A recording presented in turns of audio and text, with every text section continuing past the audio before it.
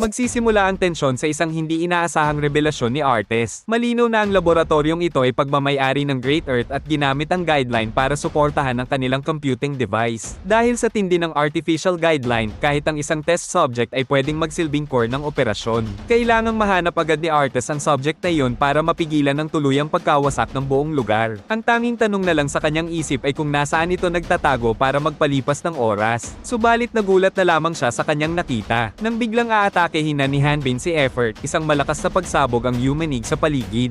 Sa gitna ng usok, makikitang ligtas pa rin ang dalaga dahil mabilis siyang nailigtas ni Artes. Agad na kinumusta ni Artes ang kalagayan ni Effort na mabilis namang sumagot na nagasgas lang siya dahil sa shockwave ng atake. Dito napansin ni Effort ang kakaiba sa paa ni Artes. Ipinaliwanag ni Artes na gumamit siya ng artifact na nakuha ni Hanbin noon pa man. Bagamat limitado lang ang gamit nito, mas mabuti na ito kaysa wala. Aminado rin si Artes na hindi niya inaasahang sasanib kay Hanbin ang espiritong iyon.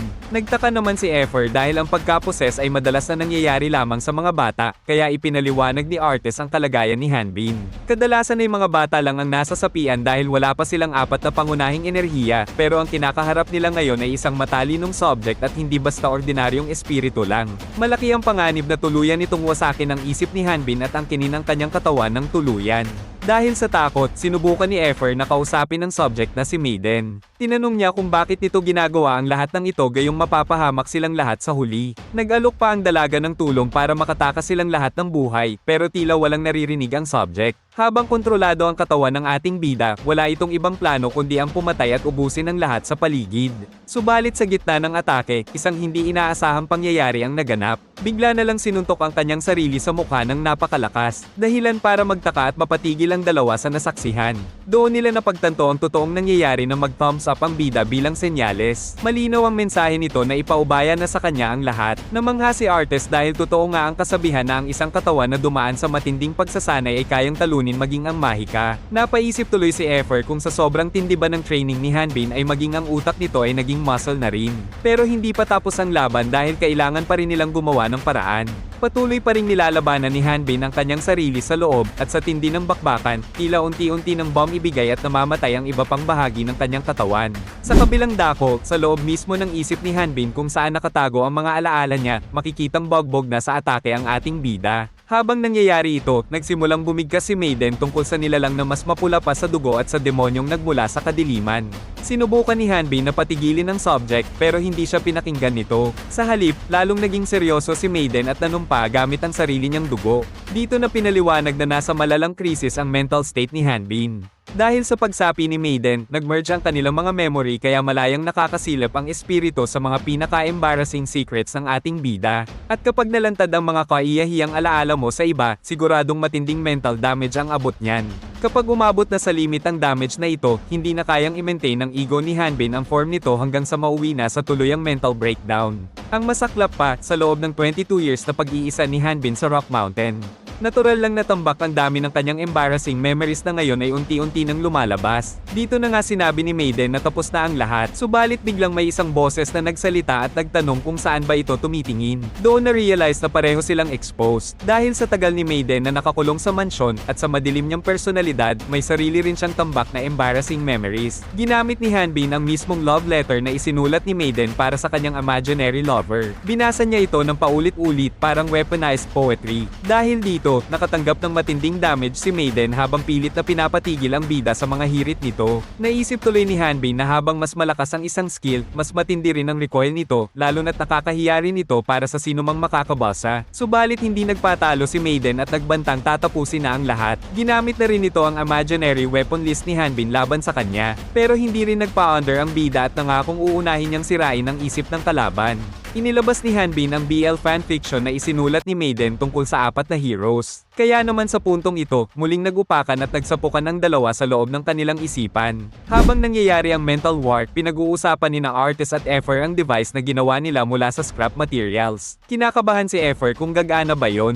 Pero ayon kay Artes, theoretically sound ang design dahil nakabase ito sa data na naiwan sa Great Earth Lab. Ipinaliwanag niya na karamihan sa mga mage mula sa kabilang mundo ay umaasa lang sa guideline para mag-cast ng magic. magic. Hindi nila lubos na nauunawaan ang mismong foundation nito. Kaya halos imposibleng isang otherworlder lang ang gumawa ng ganitong komplikadong system ng mag-isa. Ibig sabihin, may naglalabas ng impormasyon mula sa Thinkers papuntang Great Earth. Habang abala ang lahat, hindi nila napapansin na may isang spell na palihim na nakatago sa isang bato sa malapit. Matapos ang eksenang yon, bigla na lang nagkaroon ng bitak ang isang item. Dito na nga ipinaliwanag ang tungkol sa Mirror of Entanglement na kapag ang isang stone tablet ay nag-crack, siguradong madadami din ang remote pair nito. Kasabay nito, napansin ni Leslie na tila nakarating na ang mga bisita sa mansyon at malapit na ring matapos ang lahat. Ayon naman kay Richard, ang pangyayaring ito ang tuluyang sisira sa lahat ng natitirang ebidensya. Medyo nanghihinayang pa si Leslie dahil marami silang magical instruments na nakaimbak doon, pero hirit ni Richard, temporary headquarters lang naman ang lugar na iyon kaya walang dahilan para malungkot. Sumang-ayon na rin si Leslie dahil sa totoo lang, nasa Mecca na sila ngayon ng mga magical instruments. Dito na nga ipinasilip ang Kingdom of Magic Rune. Dagdag pa ni Leslie, parang masarap mag-shopping muna lalo't matagal-tagal na rin silang hindi nakakagala. Pero hirit ni Richard, mamaya na ang mga yan dahil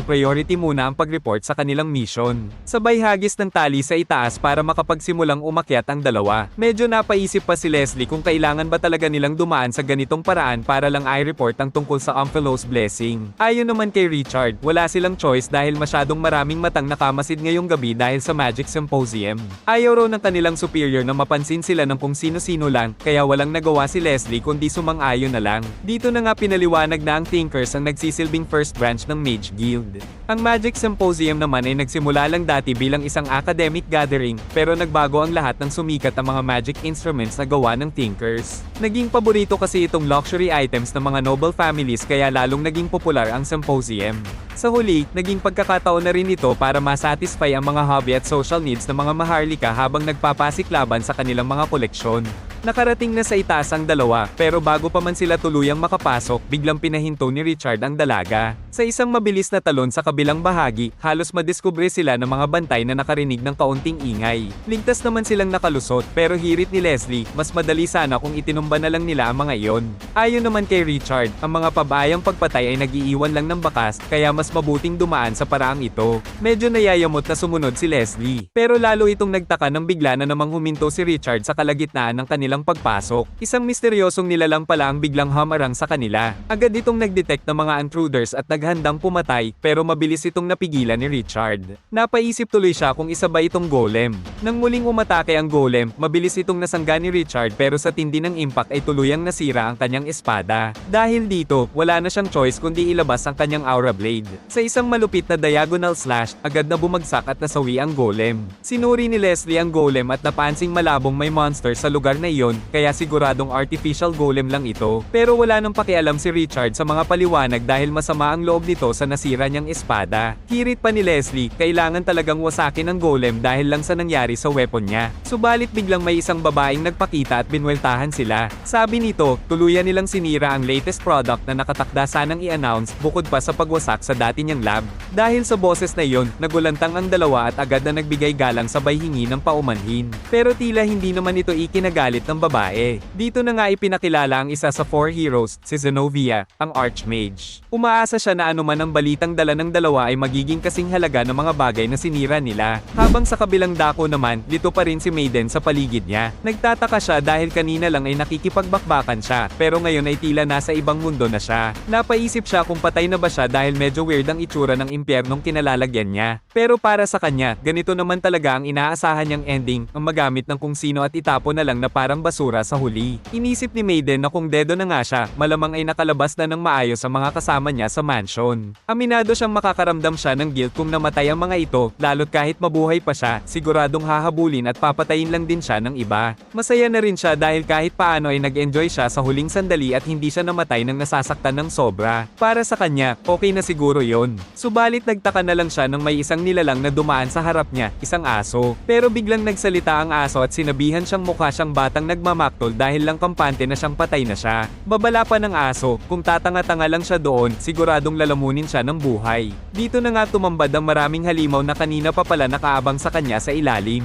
Dito ay naramdaman na nga ni Maiden ang sobrang bigat na pressure mula sa ibaba, kaya napaisip siya na imposibleng impyerno ito. Tinanong niya ang sarili kung nasa loob pa rin ba siya ng isipan ni Hanbin. Kaya naman, dali-dali siyang lumabas sa katawan ng ating bida habang hindi makapaniwala sa muntik nang mangyari sa kanya. Hindi niya akalaing halos lalamunin siya ng buo dahil lang sa isang mabilis na pagsilip sa isip nito. Ang takot, pait, at galit, lahat ng trauma ni Hanbin ay naramdaman niya, kaya nagtataka siya kung paanong nakakayanan ito ng bida. Subalit bago pa siya makabawi, napagtanto niyang nasa ilalim na pala siya ng isang spell. Dito na agad sinimulan ni Artes ang kanilang plano at inactivate na ang multi-layer spell. Dahil sa tindi ng nangyayari, napapasigaw na lamang si Maiden habang unti-unting nabubuo ang isang bilog na liwanag sa labas. Sa huli, tuluyan na itong nawasak at isang napakalakas na pagsabog ang humanig sa buong paligid. Pagdating ng kinaumagahan, makikitang ligtas na sa panganib ang ating mga bida. Subalit litong-lito si Hanbin sa mga nangyari, habang masayang ibinalita ni Artes na kahit nawalan sila ng malay ng sandali, mukhang gumana naman ang spell. Kinumpirma rin ito ni Effer, pero napansin ni Artes na umaga na pala at tila lumipas na ang buong araw.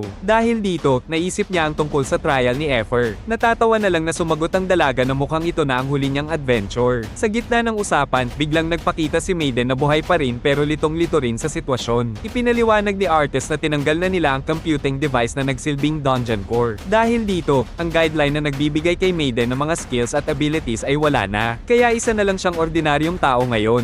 Hindi makapaniwala si Maiden at tinanong kung bakit hindi na lang siya pinatay. Inisip niya kung ibibigay ba siya sa simbahan para ay torture. Diretsahang sumagot si Artes na kaya naman talaga nilang tapusin ang buhay nito kung itinuloy nila ang spell habang nasa loob pa siya ni Hanbin. Wala rin daw siyang problema kung i-turn over si Maiden sa simbahan ngayon, lalo na't napakaraming oras ang sinayang nito. Dahil sa kanya, hindi nakaabot si Effer sa trial at siguradong ipapatapo na ito sa Crater Prison.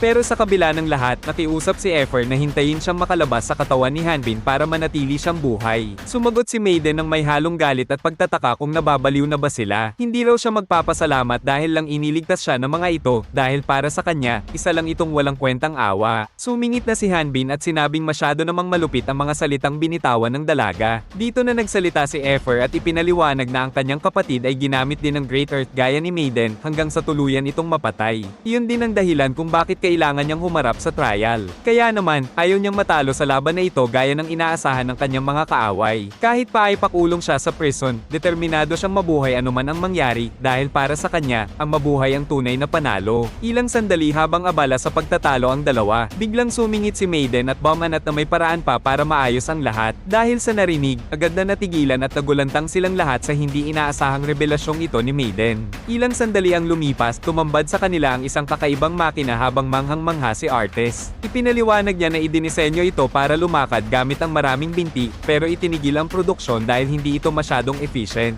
Gumagamit din ito ng Magic Stone para paandarin ang engine at bigyan ng lakas ang bawat hakbang nito. Para kay Artes, isa itong pangarap na nagkatotoo dahil pinili nito ang mechanical beauty at magical functionality kaysa sa pagiging praktikal. Ito ang tinatawag na multi-legged golem carriage Tarpon Carveles F8000. Dagdag pa ni Artes, nababasa lang niya ang tragic masterpiece na ito sa mga libro dahil itinigil ang paggawa nito dahil sa pagiging over-engineered. Hindi niya akalaing makikita niya ito sa personal at sigurado siyang kasing bilis sila ng hangin basta't gamit ang makinang ito. Napatanong naman si Hanbin kung ano ba talaga ang bagay na iyon at bakit baliw na baliw si Artes dito. Sumagot si Maiden na hindi rin siya sigurado dahil pagmamayari lang ito ng dating owner ng mansion at matagal nang nakatambak doon. Tuwang-tuwa naman si Effer dahil kampante na siyang hindi sila mahuhuli sa trial, sabay pasasalamat kay Maiden. Nagpasalamat din ang dalaga, subalit biglang may napagtanto si Artes kaya napatanong ang bida kung ano ang problema. Ipinaliwanag ni Artes na kahit mabilis ang Tarpon, kailangan nito ng high output magic stone para sa energy source nito pero wala silang mahanap. Mukhang hindi rin nag-iwan ng anumang mapapakinabangan ng mga taga Great Earth bago sila umalis. Napatanong naman si Hanbin dahil hindi niya masyadong maintindihan ang technicalities pero ang malinaw sa kanya ay kailangan lang nila ng malakas na magic stone. Bigla niyang inilabas ang isang bagay at itinanong kung pwede na ba itong pagtiyagaan. Dito na nga ipinakita ang fragment of the incomplete Omphalos blessing.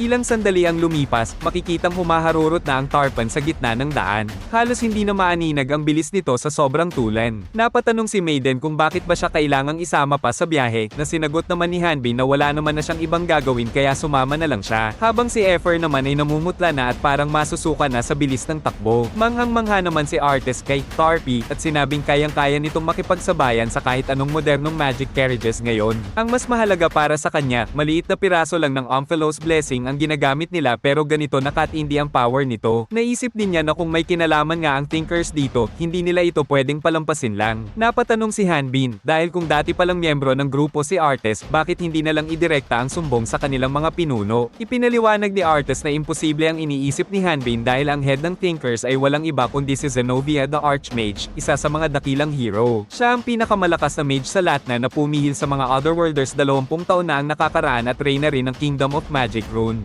Bukod sa kapangyarihan, napakaganda rin ito at single, kaya naman ang mga sikat na nobleman ay hinding-hindi hahayaan na may isang katulad lang ni Artes ang basta-bastang makalapit sa kanya. Nagtaka naman si Hanbin. Kung nakayanan ni Zenobia na talunin ang mga level 100 Otherworlders 20 taon na ang nakalipas, gaano na ba ito katanda? Ayon kay Artes, baka hindi pamilyar si Hanbin sa kwento dahil binigyan ng reward ng Diyosa ang mga hero. Nakatanggap sila ng blessing kung saan mananatili ang kanilang pinaka-prime na physical condition sa buong buhay nila. Kaya naman kilala rin sila bilang mga The Blessed. Napatango si Hanbin at nasabing tila mga living legends pala ang apat na bayaning ito based na rin sa mga naikwento sa kanya ni Efer noon. Ayon kay Artes, dahil common knowledge naman ito sa buong kontinente, minabuti niyang detalyaduhin ang tungkol sa mga ito. Binigyang diin ni Artes na lalong dapat makilala ni Hanbin ang isa sa kanila, lalo na't nagpapanggap siyang isang Baltaran. Dito na nga niya ipinakilala ang itinuturing na pinakamalakas na swordsman sa buong kontinente, si Barrold, ang Swordmaster. Siya ang pinakamalakas sa apat na heroes at siya rin ang dahilan kung bakit ganoon na lamang ang bilib at imahe ng mga tao sa mga Baltaran warriors. Ang kaso nga lang, matagal na siyang hindi nakikita ng publiko. Dahil dito, naitanong ni Hanbin kung sadyang misteryoso ba silang lahat. Pero ayon kay Artes, hindi naman, sadyang mas kakaiba at may sariling mundo lang talaga ang Swordmaster kumpara sa ibang mga bayani. Dito na ipinakilala ang itinuturing na ultimate healer, si Holy and the Transcendent. Ayon kay Artes, nagmula siya sa pinakamagandang species ng mga fairy at dating tinaguriang Greatest Nymph. Pero sa kasalukuyan, siya na ang reyna ng Arlendia, ang kaharian ng mga fairies, at mas nakatuon na ngayon sa politika. Saka isinunod ang isa pang aktibong hero na may pinakamaraming napatay ng Otherworlders noong panahon ng digmaan. Siya ang tunay na may hawak ng kapangyarihan sa Kaldrai, ang tinatawag na Thousand Year Kingdom. Ito ay walang iba kundi ang apex ng magic swordsmanship, si Garhan the Lightning Lord. Dahil dito, napansin ni Hanbin na tila isa pala silang dating hunting party na magkakasamang lumaban noon.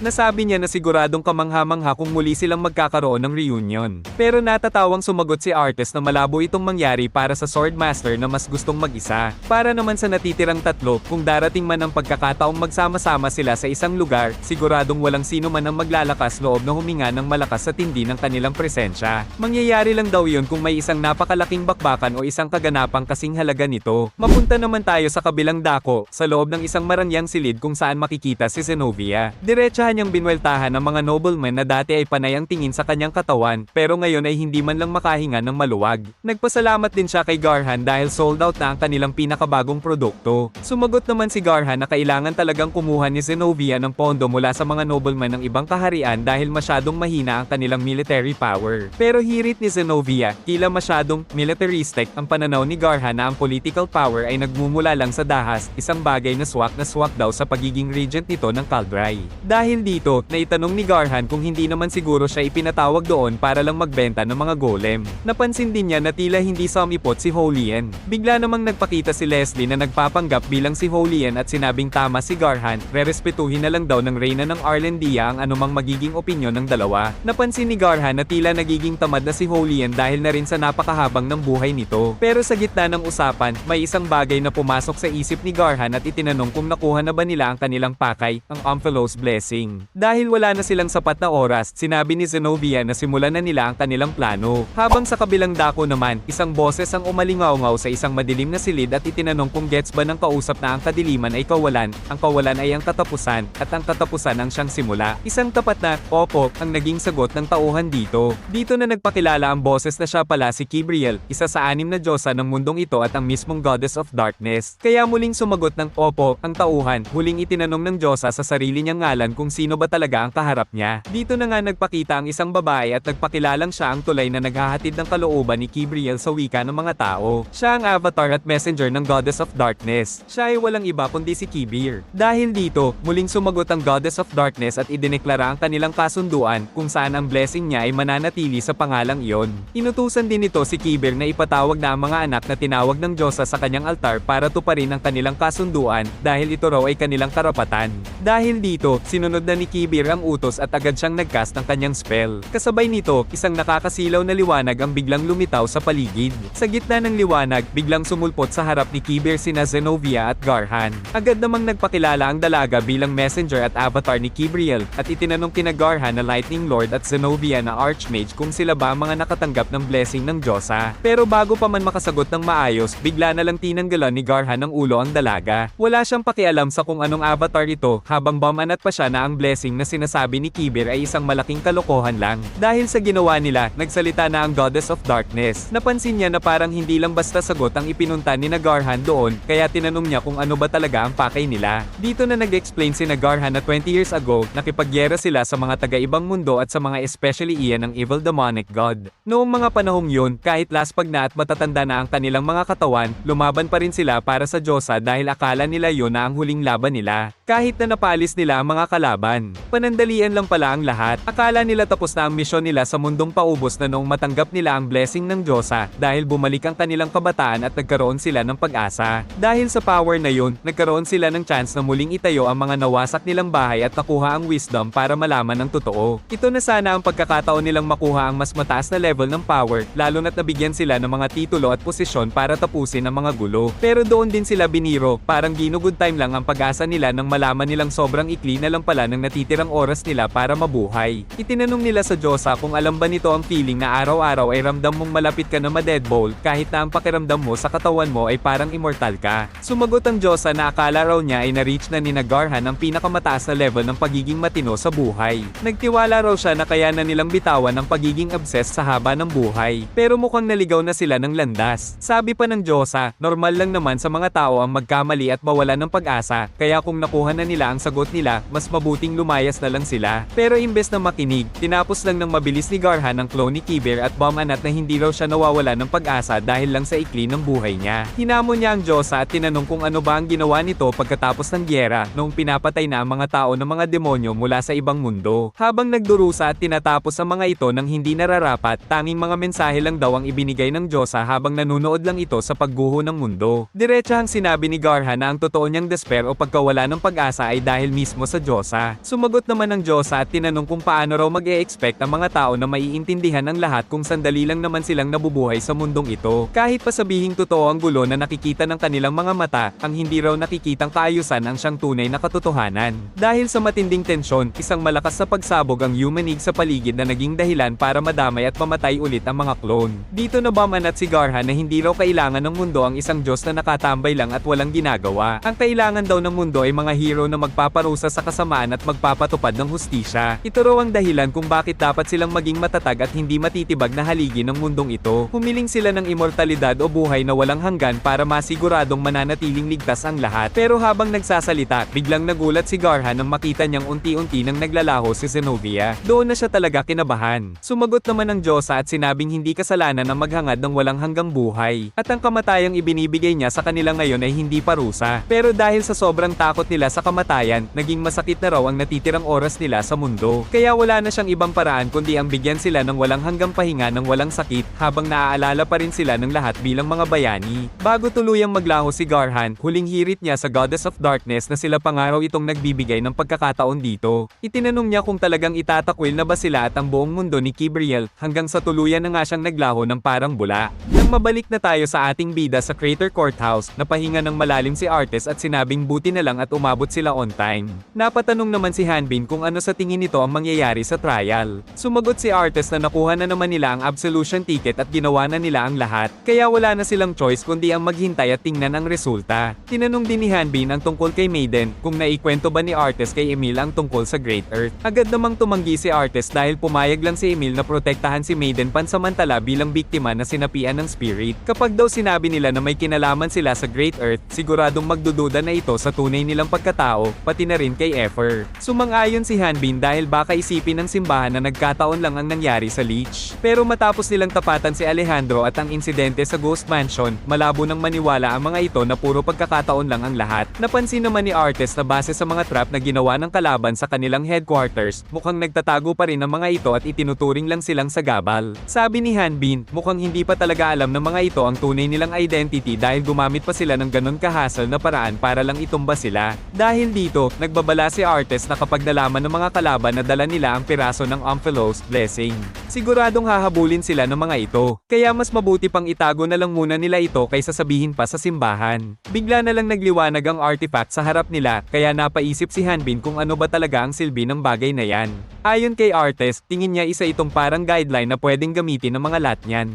Napaisip tuloy si Hanbin, kung gumagana lang sana ng matino ang guideline niya, baka nakakagamit din siya ng mga ganyang klaseng magic. Pero pinaliwanag ni Artes na mukhang malayo ang level ng blessing ng demonic god sa mga regular na guideline lang. Mas pro ang dating nito dahil kaya nitong mag-input ng mga bagong spells at skills na hindi naman dapat nagagawa ng isang normal na tao. Kahit si Hanbin ay nagtaka dahil akala niya basta alam mo na ang skill ay magagamit mo na ito agad. Pero dito pinaliwanag ni Artes ang logic dahil sa guideline na yan, nagagawa ni Hanbin ang mga bagay na imposible para sa isang sword master. Halimbawa na lang yung pagtingin sa level ng iba na mages lang ang dapat nakakagawa o yung pag-absorb ng EXP na parang dragon.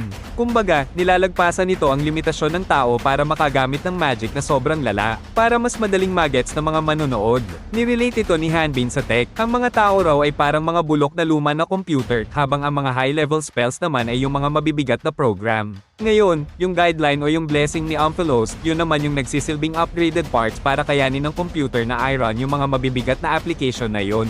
Dagdag pa rito, inamin ni Artes na talagang sinwerte lang sila na nakalabas pa sila ng buhay sa mansyon na yun. Ang tanging dahilan lang kung bakit nila napigilan ng spell ay dahil kasama nila si Maiden sa loob. Ipinaliwanag din niya na hindi pa ganoon kalakas ang naging epekto ng spell dahil isang piraso lang naman ng Amphalos blessing ang nakuha nila. Pero kung sakaling buo o mas perfected na version yun ng blessing, siguradong na-stuck na sila habang buhay sa dimensional transportation spell na yun. Sa tindi raw ng magic na yun, kahit si Artes mismo ay aamin na wala na siyang magagawa para iligtas pa sila. Sa gitna ng seryosong usapan, bigla na lang sinunggaban ni Hanbin ang burrito ni Artes at binawasan ito. Halos maiyak naman si Artes dahil sa totoo lang, yun na nga lang ang matinong pagkain niya matapos ang mahabang panahon. Pero bamanat lang si Hanbin na kasalanan din naman ni Artes dahil naging kampante siya sa harap ng pagkain. Sabi pa ni Hanbin, kung sa Rock Mountain daw nangyari yun, baka siya na mismo ang nilamon ng buhay doon. Dito na napaisip si Hanbin kung ano na kaya ang naging buhay niya kung hindi siya napunta sa lugar na ito. Paano raw kaya kung gumana ng matino ang guideline niya noong unang 5 taon niya sa impyernong bundok na yun? Inamin niyang paulit-ulit niyang iniisip ang mga what if na yun habang punong-puno siya ng takot noon. Pero kalaunan, na-realize ni Hanbin na wala rin namang silbi ang mga ganyang pag-iisip dahil walang what if sa totoong buhay. Ang mahalaga raw sa ngayon dahil nandoon si Artes, nakaligtas silang dalawa at yun ang reality nila. Dahil sa banat na yun, napasagot na lang si Artes ng okay, habang tinatanggap na lang ang sinapit ng kanyang burrito. Naputol ang usapan ni Hanbin at Artes nang dumating na si Efer kasama si Maiden. Dahil sa testimonya ni Maiden, mabilis na naakwit ang dalaga sa courthouse. Pero tila iba ang nakita ni Efer kaya napatanong siya kung ano ba ang ginawa ni Hanbin kay Artes. Dito na nagkaroon ng malalang miscommunication. Sumagot naman si Artes na hindi siya nagbigay ng permiso pero bigla na lang daw itong sumunggab at isinubo ang bibig nito. Dahil sa bitin na paliwanag ni Artes, ang pumasok sa utak ni Efer ay naghalikan ng dalawa. Dahil dito, agad na nakatanggap si Hanbin ng isang malupit na flying kick mula sa dalaga. Nagtaka naman ang ating bida sa ginawa nito habang dito na nagsimula ang pagtatalo ng buong grupo. Habang sa kabilang dako naman, may nagpaliwanag na ang Diyosa ay nabubuhay sa isang higher dimension. Literal na nasa ibang level daw ito na hindi kayang abutin ng utak ng tao. Dahil nabubuhay lang tayo sa isang 4-dimensional world, hindi natin basta-basta maiintindihan ang isang Diyos. Kung titingnan daw sa kabilang banda, para lang tayong mga hugis na iginuhit sa isang patag na papel para sa kanila. At yung pinapangarap nating eternity o kawalang hanggan, isa lang pala itong guhit o sukat sa loob ng ibang dimensyon. Ito ang dahilan kung bakit walang sino man ang pwedeng umatake sa Diyosa o kahit man lang sana hanggang sa sandaling ito. Kasunod nito, ipinakita na ang Dimensional Transportation Sealing Spell. Isang nilalang na ang species ay goddess at ang level ay nananatiling unknown. Dito na ipinakita si Garhan na tila nang hihinayang pa habang nakatingin sa cube. Sabi niya, nakaka-disappoint na ang isang higher dimensional being ay na-stuck lang sa isang lower dimension. Hanggat hindi raw nila lubos na nauunawaan ang divine power nito, paulit-ulit lang na mararanasan ng Diyosa ang isang future na hindi naman talaga totoo. Napatanong din si Garhan kay Zenobia kung may tsansa ba na mabisto ng Diyosa ang plano plano nila mula sa kinalalagyan nito. Ipinaliwanag naman ni Zenovia na posibleng mangyari yun kung pilit lang silang pumasok, pero ang Diyosa mismo ang space at dimension, at ito pa nga ang nagpatawag sa kanila. Sa sandaling pumasok sila sa dimensyong ito, unti-unti nang humalo ang spell nila sa Diyosa. Tuluyan na itong nakulong ng pugutan ni Garhan si Kibir, ang messenger nito. Kahit pa raw ma-realize ng Diyosa ang plano nila, huli na ang lahat dahil nakuha na nila ang kalahati ng divine power ng kadiliman. Sumang-ayon si Garhan dahil wala naman siyang naramdaman kay Kibriel na alam nito ang tungkol sa Amphalos blessing.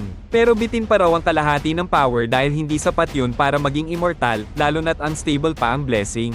Nagmungkahi si Garhan kung pwede bang gumawa pa ng maraming blessing para ma-absorb lahat ng power ng Diyosa, pero sinabi ni Zenovia na malabo na yun sa ngayon. Para raw manatiling nakakulong ang Diyosa, kailangan nilang manatili sa in-between dimension na ito kung saan nakapos din ang kanilang lifespan, kaya may oras pa silang i-absorb ang kapangyarihan nito. Bigla na lang silang nakarinig ng isang boses na tinatawag si Zenovia. Akala ni Zenovia ay boses yun ng Diyosa at nagtaka siya kung paano sila maaabot nito mula sa lower dimension. Pero tumawa lang si Garhan at sinabing nagawa niyang gulatin ang sikat na Archmage. Gamit pala ni Garhan ang divine power na ninakaw niya para makipag-usap sa mga nasa labas. Dahil dito, nagka-ideya sila. Imbes na gamitin ang Great Earth na mainit na sa mata ng Church of Light, naisip ni Garhan na gumamit ng ibang simbahan para itapat dito. Ang plano nila, maglalabas sila ng mga mensahe sa pangalan ni Kibriel para utusan ang Church of Darkness. Matapos ang eksenang yun, makikita na ang Hunter Badge ay hawak na ni Efer kaya tuwang-tuwa ang dalaga. Hindi niya akalain na magiging interesado si Artes na bumuo ng isang party. Pero pati ang receptionist ay nagtaka at napatanong kung bakit tumanggap sila ng isang novice level 15 hunter. Tumawa na lang si Artes at sinabing marami lang nangyari, sabay abot ng pambayad para sa registration fee ni Efer. Pero tumanggi ang receptionist dahil may utang na loob daw siya sa Baltaran Warrior mula sa insidente ng kapatid niya noon. Kaya siya na ang bahala sa bayad. Hirit naman ni Hanbin, hindi naman daw niya nabawi ang mga damit nito o nasunog ng buhay ang salarin para sa kanya. Nagulat tuloy si Artes sa kanyang narinig. Pero paliwanag ng receptionist, mas okay na dinala niya itong buhay dahil mas malaking pera ang nakuha niya rito. Sa gitna ng usapan, napansin ni Hanbin ang isang lalaki sa likod na kakausapin pa lang ng receptionist. Sabi ng lalaki, dito raw siya itinuro kung gusto niyang maging hunter. Naisip tuloy ni Hanbin na baka galing ito sa probinsya at naninibago lang. Gaya ng pakiramdam niya noong bago pa siya. Pero napansin niyang puro bago ang gamit at armas nito na parang kakabili lang. Laking gulat ni Hanbin nang makita niya sa guideline na level 20 na ang lalaking ito kahit ngayon palang magpaparehistro bilang hunter. Napaisip ang ating bida kung bakit inabot ito ng matagal bago nag-register. Nang tanungin na ang pangalan nito, nagpakilala ang binata na siya si Lo Shanchang mula sa Shanghai at balak niyang maging isang warrior. Kaya kung nagustuhan niyo ang video na to, huwag kalimutang mag-like at mag-subscribe sa ating channel para laging updated sa mga susunod nating pag-recap. Salamat, mga kabute!